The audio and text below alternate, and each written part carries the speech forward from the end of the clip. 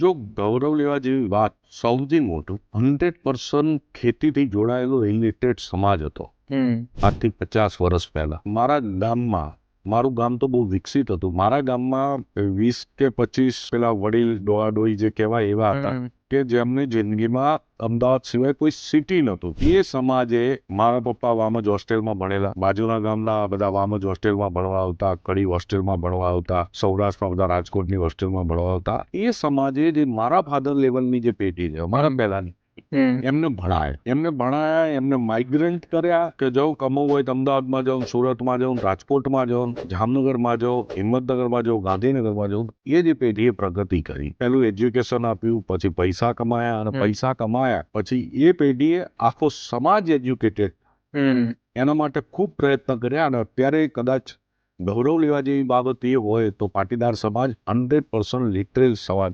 પહેલા બ્રાહ્મણ સમાજ એક જ હતો કે જે 100% લિટરેટ હતો, આજથી 30 વર્ષ પહેલાની વાત કરીએ. આજે બીજો ગુજરાતનો કોઈ સમાજ છે કે જે 100% લિટરેટ છે, તો એ પાટીદાર સમાજ છે.